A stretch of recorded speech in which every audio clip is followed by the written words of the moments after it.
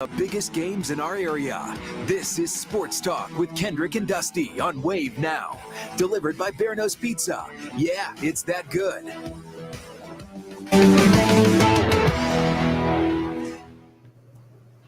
Good evening and welcome back to Kendrick and Dusty Talk Sports. It's been a while. It has been a long time. I think we need to get a Beer Nose Pizza to celebrate the time off. Just a little Sounds bit. good. We're talking to you, George Timmer. Just maybe a pizza or two. Yeah, it's been a long time. And, Kendrick, I think since the last time we did this, U of L football, they were undefeated. UK was undefeated. We were talking about how basketball was around the corner. Right. All of a sudden, basketball's here. U of L has a loss. Kentucky's trying to avoid a 3-game losing streak. They're both coming off bye weeks this week. We should have put some football in there, but we'll talk about football. You just have to look at us. That's the worst. Big games for both of them this Saturday. We'll start with U of L because their game has so many conference implications on it. Taking on Duke. We don't know the status of Riley Skinner. We don't know the status of Jawar Jordan. We do know that Renardo Brown is out for the season, which the worst part of that is because, and it gives me a chance to take a shot at the Pittsburgh Steelers, is that field up there is so bad that he got injured in warmups and is out for the season because the turf up there is so bad. It's disgusting. And it sucks because he was a key face from the start of the year. They deemed him as one of the guys that was going to be a leader on this team, and he was. And you saw the impact that he had for a Jeff Brom team that, quite frankly, up until this point, really had just kind of started learning their tendencies, right? Learning each other. Yeah. The difficulty of having a brand new team is with the new faces. You don't know how that's going to mesh. And so Brown was going to be kind of one of those stable pieces up front, and now losing it. That's huge. I think that played as much a role in what happened at Pittsburgh as did anything with, because, Jawar Jordan was out too, but they've got other running backs who can kind of supplement. Because I was really surprised that they took that much of a hit with him being out. Because if you think about early in the season, we were talking about it. It's like, why is Jawar not getting the ball more? Because they was platooning running backs all the time, and it made such a big difference in that Pittsburgh game. But I think that game, though, I'm not going to completely just throw it out, but I do think it was like the perfect storm of circumstances. No pun intended, because the weather was crappy up in Pittsburgh that day. U of L's coming off that big win. Renardo gets hurt before the game starts. Jawar's got a hamstring going on. Jamari Thrash is hurt, even though it still amazes me that a receiver with a hurt hand had 9 catches in the game, and they were athletic catches too. Yeah. They were no gimmies. That guy is unreal. He's unbelievable. He's going to be playing on Sundays very soon. But and then Pittsburgh was up for that game. And the thing is and then they bring in a new quarterback who actually, I went back and watched the one game he played at Penn State. It was against Rutgers, so take it for what it's worth. But he played really well in that game. So I did expect him to play well in that game. I didn't like him playing well just because I had to say his last name. Right, that was half the battle right there. Yeah, I had to say it all week, so I feel your pain. Awful. So I think that was just a big mix of things that end up resulting in a loss. Now you move on, you get the bye week. They had to sit with that loss for 2 weeks. And like I said, Jawar, last time we talked to Coach Braun, which was on Monday, he said that Jawar did not practice last week. He hadn't practiced up until Monday. And he said he's worked, he's trained, he's gotten physical therapy, all that stuff. But he doesn't know if he's going to play. He doesn't want to play him until he sees him going through actual football practice.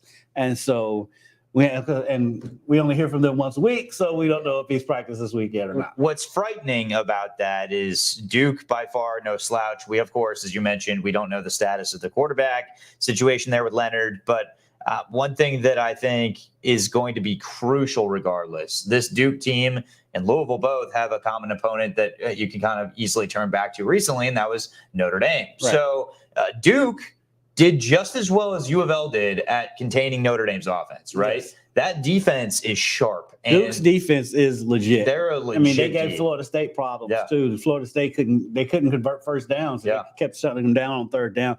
That game completely changed once Riley got hurt. Yep. And so you wonder, because we were talking about it on my other podcast. It's like the catch-22 for Coach, because it's like, you need him to win that game against Florida State. but he's not 100%. Yep. And wasn't gonna. And with the high ankle sprain, it doesn't take much for him to get knocked out of the game. So what do you do? Yeah. And so I don't think there's a right or wrong answer in that scenario. And then you fast forward to this game, your season is still on the line. You still can be in contention for the ACC championship game if you can get this win. Yep. Because everybody has at least one loss, and it's not inconceivable that somebody gets down to 2, and therefore that North Carolina loss too plays a right. key role. That North Carolina, Virginia did U of L and Duke a huge favor by giving them that loss, because now U of L is kind of in the driver's seat right now. It's just, I think, them and Duke are the only ones with one loss in the ACC, with Florida State being undefeated. This is a huge game for both teams. You pretty much know you can't win with your backup quarterback if you're Duke.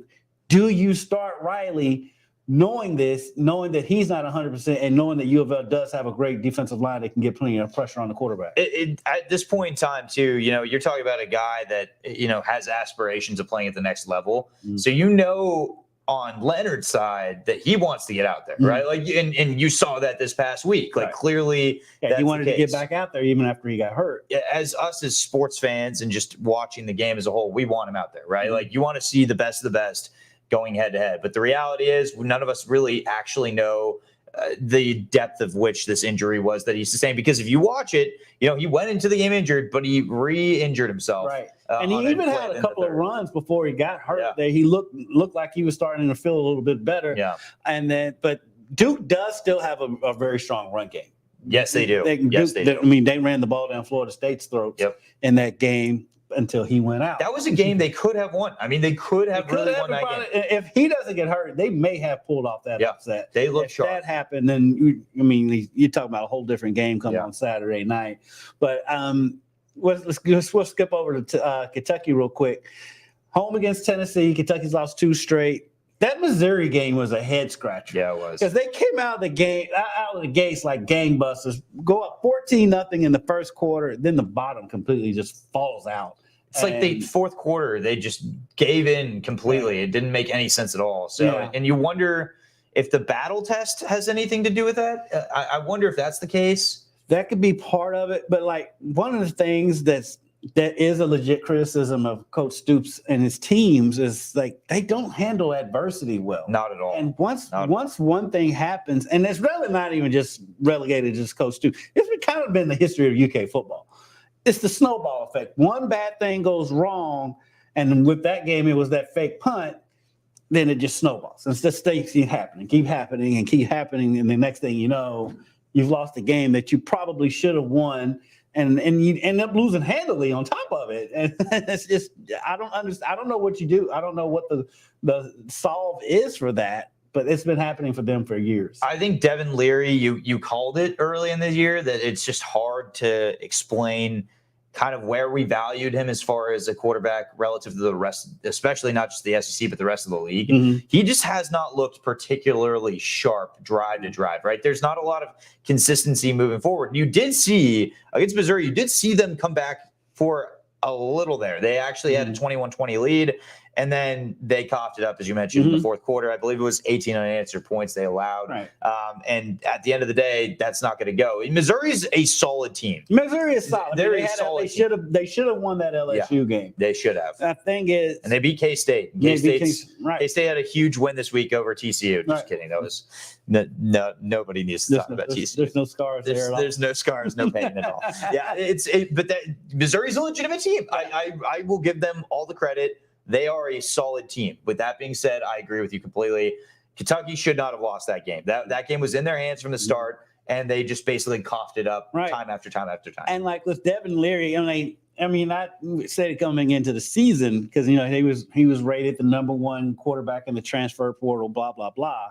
But my thing was, and it's not a knock on him, he wasn't as good as Will Levis, and this team struggled with Will Levis, even though Will Levis was injured. Devin Leary's coming in off an injury, and on top of that, I don't think he's 100% with that shoulder. Right. And on top of it, I think it's a mental thing going on in there too, because last year Will Levis' struggles were due completely to the offensive line. The offensive line was atrocious last year. This year, that's not the case. The offensive line has played a lot better this year. Yeah. I think there's a mental thing going on. The receivers aren't getting as open as we thought they would. Because I mean, Barry and Brown and Dan Key are two very good wide receivers. They're so fast, and Robinson too. And like they're not getting the space that we thought they would get. And so it's just a confluence of problems are there. But they have a strong run game too. Then you look at the Tennessee side. They did the same thing, but they did it on the road. At least it was on the road. And it was against Alabama. So where they came out like gangbusters. You know, I was listening to that game because I went to the UK Blue-White game up at Northern Kentucky, so that game was on. And I'm listening to it, and when Tennessee had to settle for those 2 field goals, they were only up 13-0. I was like, they're not going to win this game. No, because it's you have to Nick score Saban. Touchdowns to beat Alabama. You're coaching against Nick Saban. It's not even Saban's best. It's still Saban. I'm sorry. It's Saban with a quarterback in work. He's a work in progress. He finds ways to win ball games that he shouldn't win, right? And it is interesting mentioning that because I think that's a good point to touch on to go into this matchup. You have two teams that they do both have all the talent in the world, right? Like they've got the talent to win games. Yeah, I mean, Tennessee's no slouch, and Missouri came in after, as you mentioned, a very tough loss to LSU. You wonder, is this Formula 2.0 where Tennessee comes in, kind of hanging their heads, and okay, what's the way their response is going to be? UK. They've had a week and a half to really think about this loss, and in the last two, for that matter. Tennessee at least was kind of battling back and forth with Bama. I don't know if that's one they necessarily hang their heads on as much as it was Bama just was the better team, right? And so we're going to find out on Saturday which is the two. Like, I think it's a different mentality, though, is what I'm saying. Like, Kentucky was more of they should have won that game. They didn't. Then they have a week to figure out what the heck went wrong. And you heard Coach Stoops saying, they needed to get back to the fundamentals. That was step one. There were too many penalties that they were messing up. There's so many different plays in which they just gave the ball away, opportunities away. They had 3 turnovers in that game. And, between Leary not looking sharp, they couldn't sustain a running game consistently like they had been with Davis. I think it's different with Tennessee because Tennessee went up against one of the best defenses you'll see in the country in a road test, as you mentioned. Right, and I get it. Like, getting back to Stoops, it's like those are the same problems that every game is like, okay, we got to get back to fundamentals. It's fundamentals. At some point, it's either you're not – actually, to be honest with you, I think fundamentals is just a fallback for him to say. But that they just weren't good in the second half. They just did not play well. And so this is a huge game for their season because, when they were undefeated, you look at the records, and of course they was undefeated against nobody. And Florida was their best win, who beat Tennessee. Who was ranked at one point in time. Who was ranked when Kentucky beat them. Yeah. But you looked at their schedule because their schedule is so insane. It was like they could win most of these games or they could lose all of them. Yeah. And I think this game, if they're not competitive, it's over. They may not win another game. Yeah, it's over. If they're competitive and it comes down to the wire, then you're feeling okay. But if they don't win this, if they get blown off the field, I don't think that's going to happen. But if they do, I don't know how the rest of the season looks. I think that your point is perfect for this week because in particular with Duke and with Tennessee, those are two quality opponents, both ranked opponents, right? And you're talking about what's the difference between U of L and UK, going into their matchup ranked, right? Like, what about that idea of these two teams still being? Kentucky's not going to be. I mean, at this rate, they're not going to. If they beat Tennessee, they're still on a trajectory at this point to get there, but it would be kind of far-fetched, it seems, at this time. Still have Alabama. They still got Bama. That's the big thing. But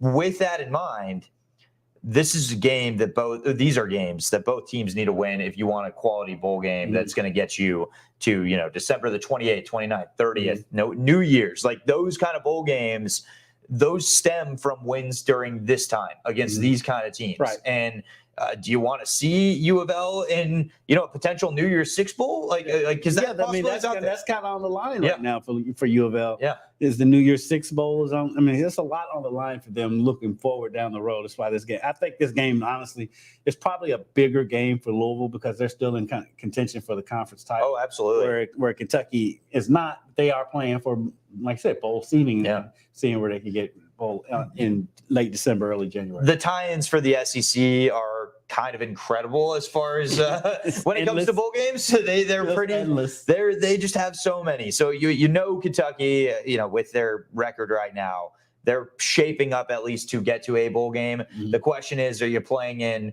a solid like Gator Bowl-esque type game, right? Mm-hmm. Or are you playing in one of those December 26th early, bowl games that you really, you have half the team sit out and it's cold and nobody wants to be there. And then you'll hear them say, oh, they didn't want to be there as one of those teams loses 30-0, right? Like that's what happens. And so it's just the true reality of it. So I'm curious. I think those are great points and curious to see on Saturday how that goes in that direction. All right. We're going to go over to basketball now. We got some comments over there on the Facebook page. Please feel free to comment, tell us hello, or whatever you want to tell us. What we got over. Well, we got a few.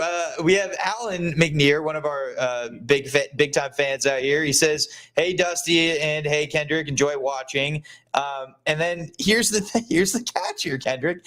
George Arena.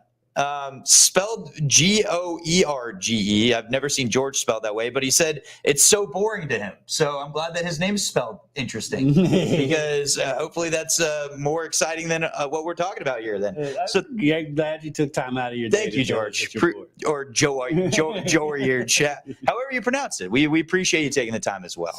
Hey, there you go. We got it down. And then it looks a long one. Oh, that's a bot. We have we get some bots on this thing. So if you're actually a real person and you enjoy listening to us talk here, you don't find us boring, feel free to comment.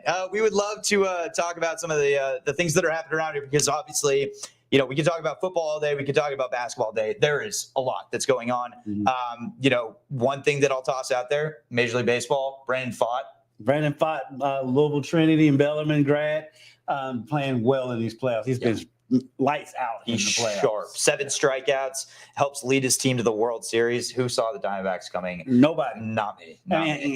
Including him. He was pitching in Reno 3 months ago. That is insane. I had the chance to pick him up in my keeper fantasy baseball league. Of course you did. And I did. I sat there and I said, okay, between him and there was some random streamer, I think it might have been Ranger Suarez, believe it or not, who went up against him head-to-head in Game 7. Mm-hmm. That, in fact, is what it was. It was Ranger Suarez versus Pfaadt. And I went with Suarez. And Suarez didn't pitch bad, but Pfaadt is the real deal. Pfaadt's been lights out since he got the call up to the majors, especially in the play. I mean, that's insane to think that here's a rookie who just getting called up, and they trust him that much where he's getting the ball in the playoffs. He's their third starter. It's crazy. It's incredible. It is absolutely making insane. Himself a lot of money. Yes, he is. And Zach Gallen and Merrill Kelly are watching this kid, and they're like, oh, it's just beginning, man. They're going to carve him into an elite starter the way he's pitching. But if we thank you, Alan. Appreciate your joy of watching us. But if you have any thoughts, any questions you have, and it revolves around anything that is Louisville, Lexington, Kentucky sports. Honestly, could be anything. Throw some IU in there. And some NBA. NBA just getting underway. Donovan Mitchell knocking down a game-winning 3 last night. Huge deal. And speaking of basketball, basketball season is basically here for us. Yes, it is. And this week was talking season, and these coaches are just as talked out as we are listening to it, to be honest. And we have one more media day left. That's U of L Women's Basketball Media Day. Now, Jeff Wall's Media Day is always fun. So we're excited for that. But this afternoon was U of L Media Day. We talked to Coach Payne. We was there. They had their team picture this afternoon.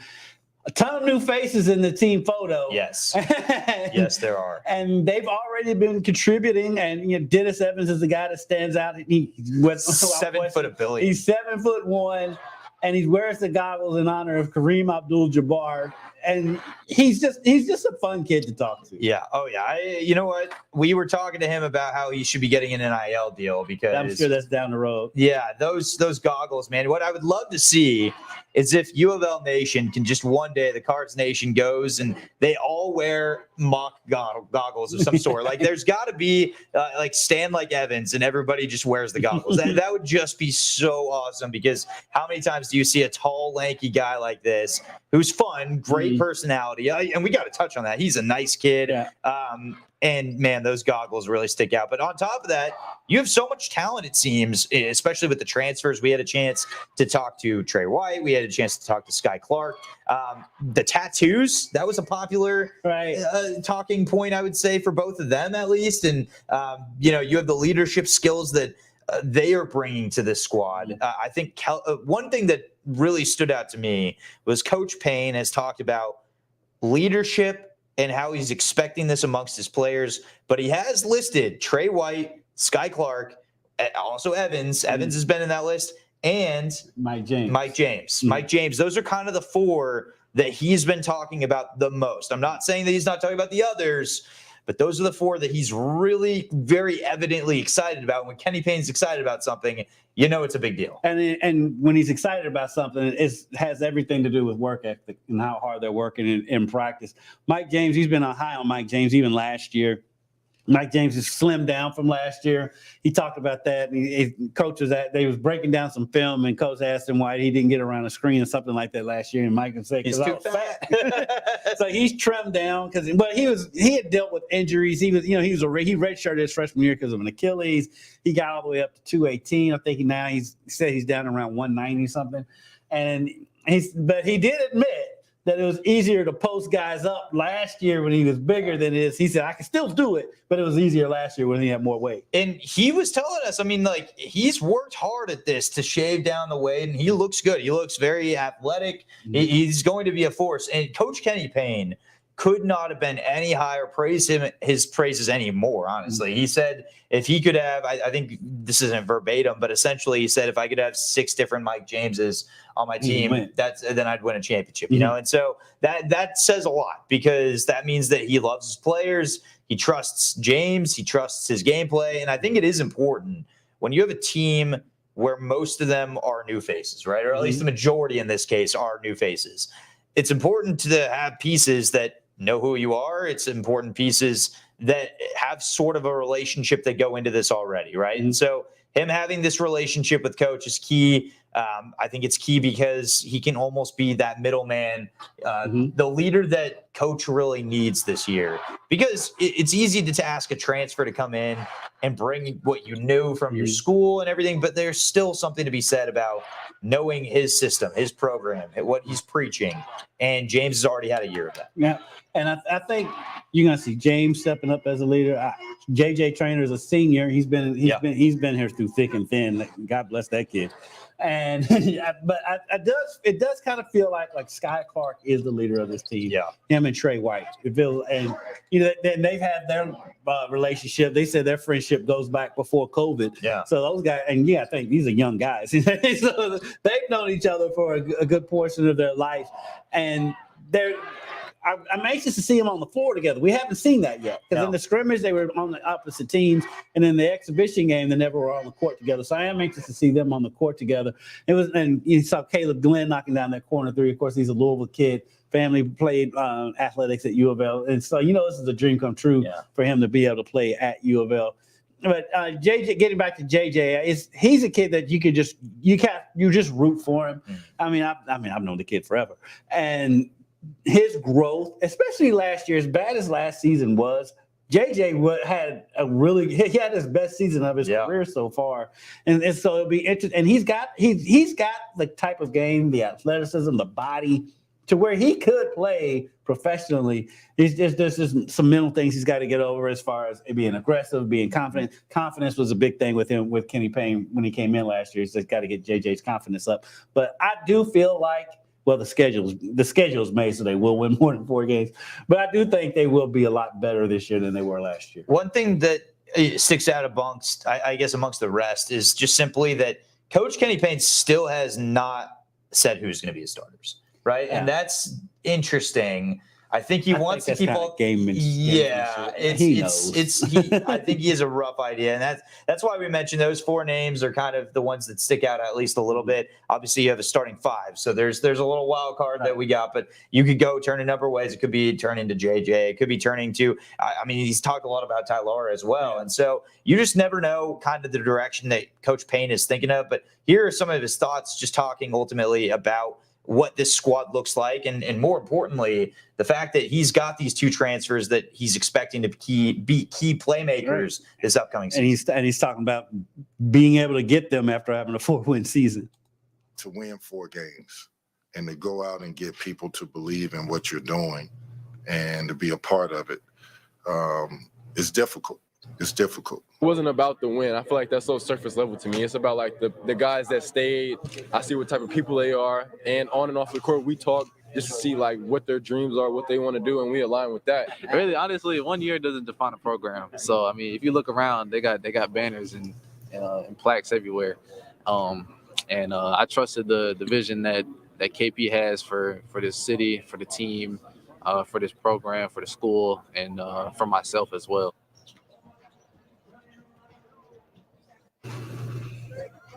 And you see Sky Clark, him and Kenny Payne's relationship go back a very long time, and I think Sky and Kenny have known each other maybe longer than him. Maybe it's because of Dante Culpepper. Yeah, Sky Clark just randomly dropped on us today that he's related to former NFL quarterback Dante Culpepper. How does that happen? How do you just walk into an interview and say, "Oh yeah, I just related to Dante Culpepper casually"? That dude was awesome in his prime. Yeah. So.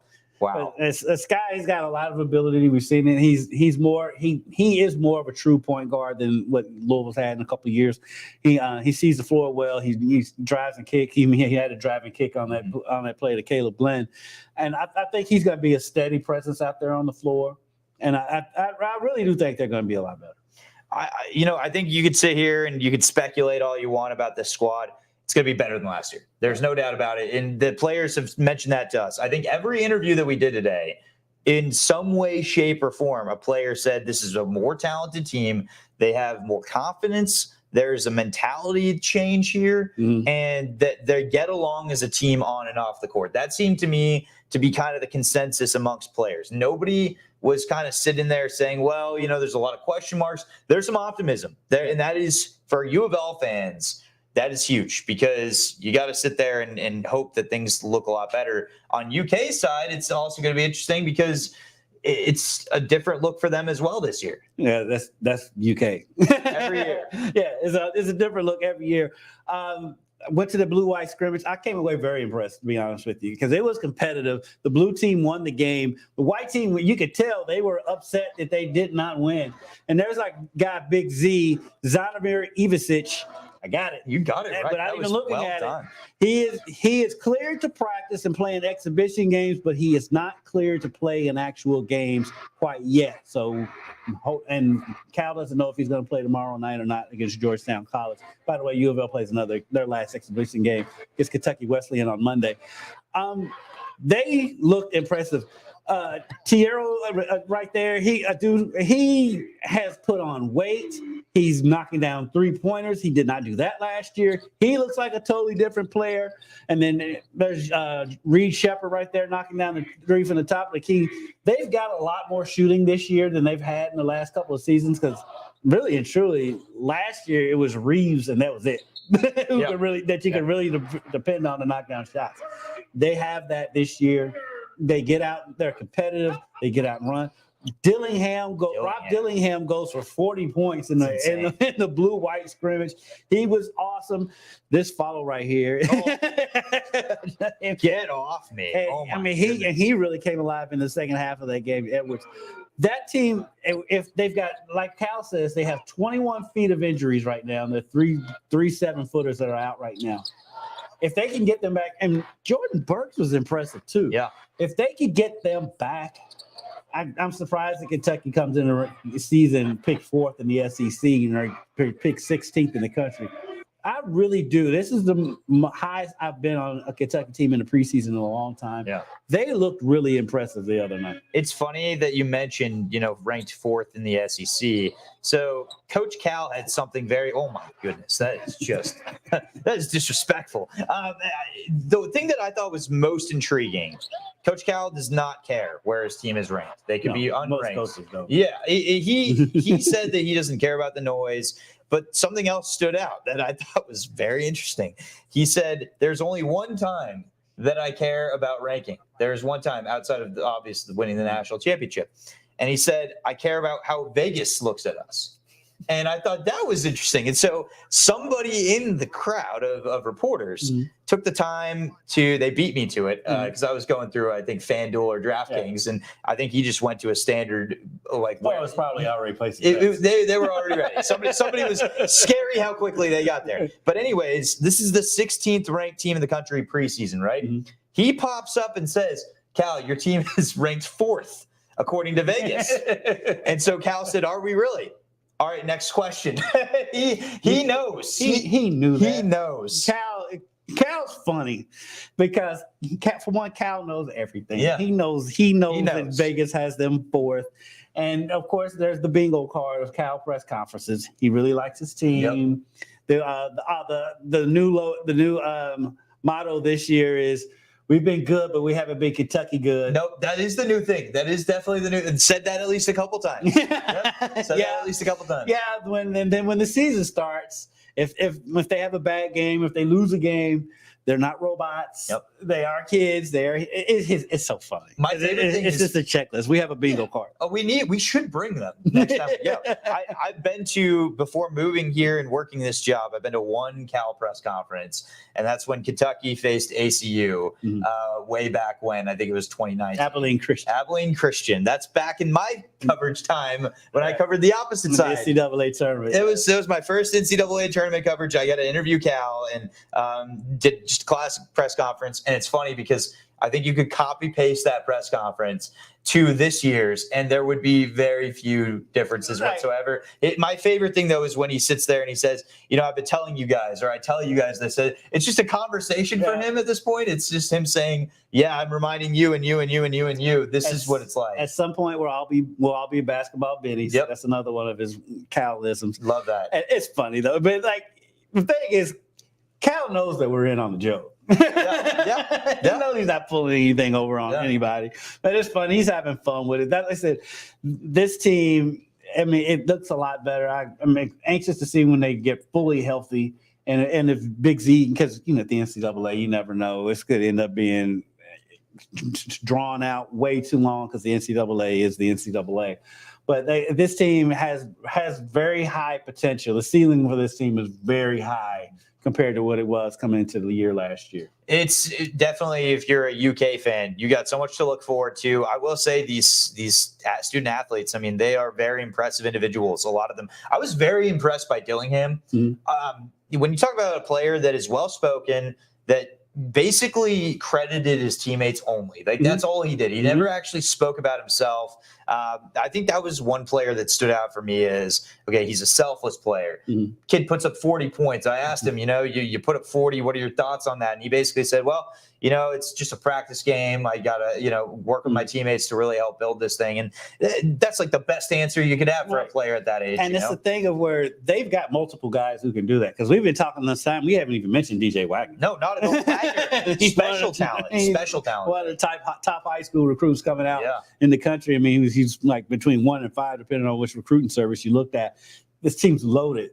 And like Reed Shepherd, it's kind of like nationally, he's kind of like the lost kid in the recruiting class. But anybody who's watched him play around here for years, Reed Shepherd is a player. Yeah. He can shoot. He blocks. He can facilitate. He gets out run. He hustles.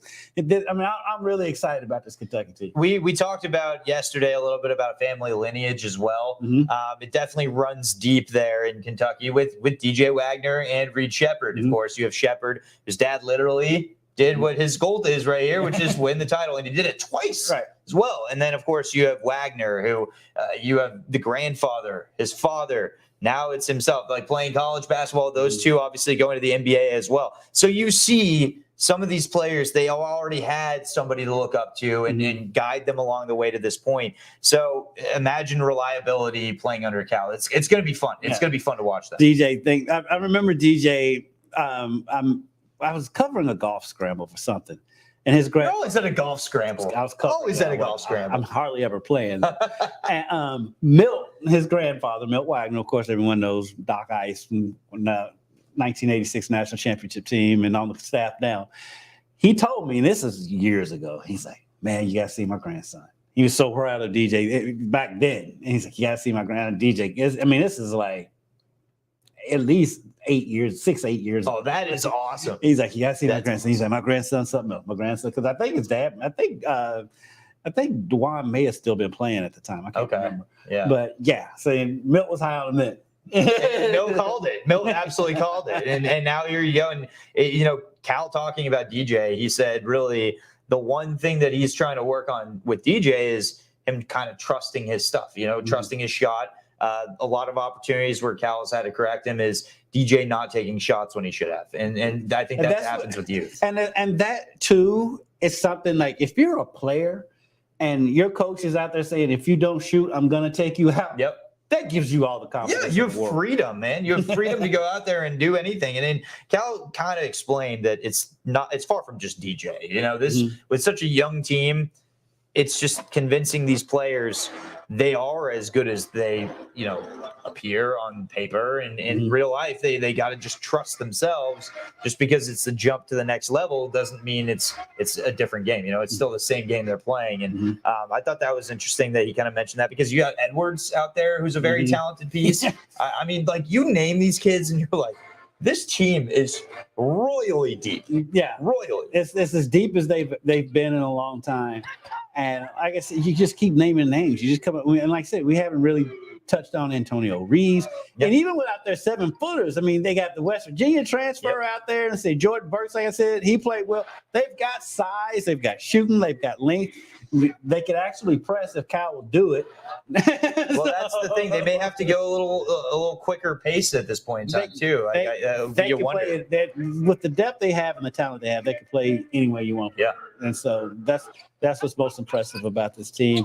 They said their first exhibition game is tomorrow night against Georgetown College. That game, of course, in Rupp Arena. And this blue-white scrimmage was, well, of course, for a great cause. They played it up at Northern Kentucky University.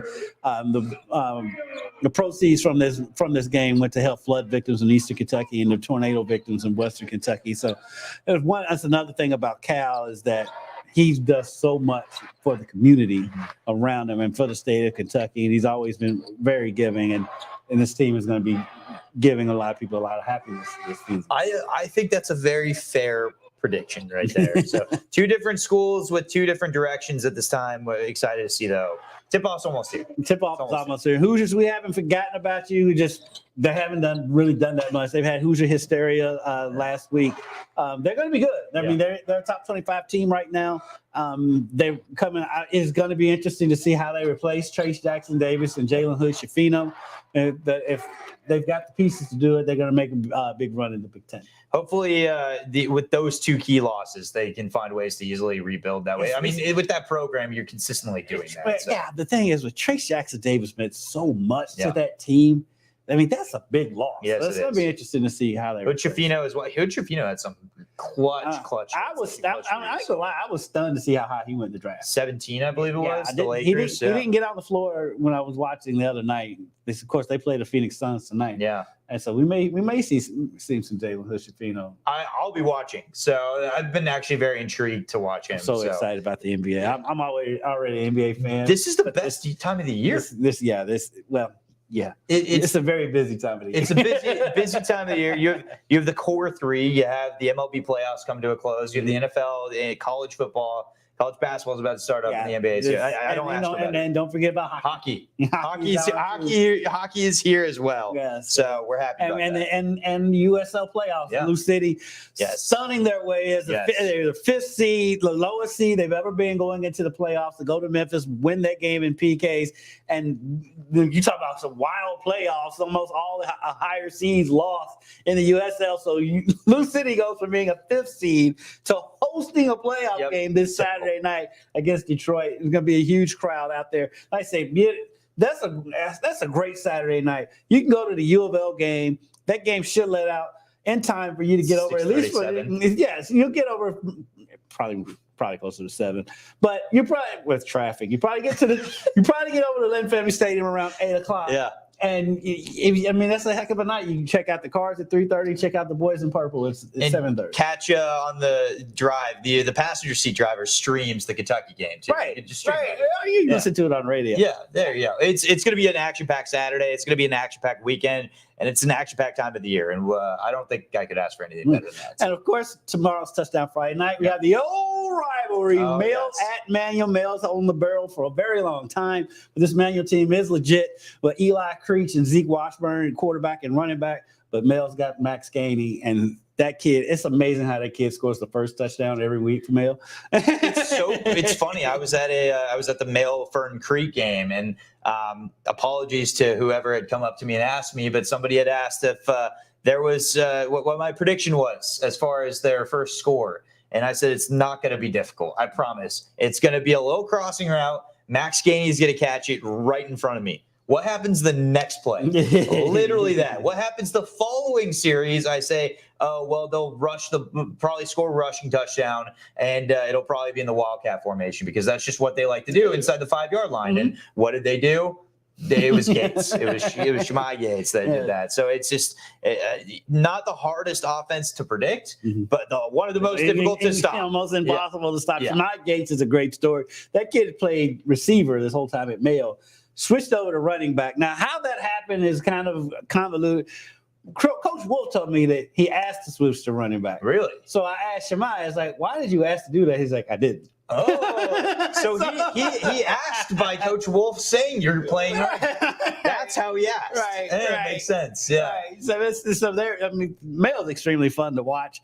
They put up a lot of points, and they've got a strong defense, and they got an incredible offensive and defensive line. So that's the big game for Friday night. And I said we'll have all of that from Touchdown Friday night, and then you'll have all the action from this weekend with UK, U of L, and IU having games this weekend. And of course, IU has their first exhibition game at noon on Sunday. So we will have all that, a very, very busy time of the year. We love it. And it's so busy that we barely get time to do this show. Yeah, we're it's good to be back once again.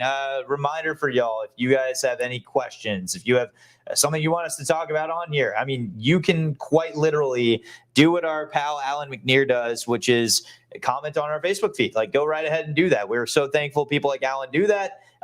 Ask questions, any topic you'd like us to discuss as we continue to do the show down the road. That's what we will do. You can also email us and find us on Twitter. That'll be, if you go to our Twitter page, it's Wave News Sports. It's very easy to find us. You can also follow Kendrick Haskins at Dusty Baker TV. Both of us, I would say we're fairly solid followers. Yeah, we're fairly active. We're fairly active on that. So I'm not going to guarantee you we'll see you next week, but we'll see you as soon as we can. You have a good night. Have a good evening. Breaking down all the biggest games in our area.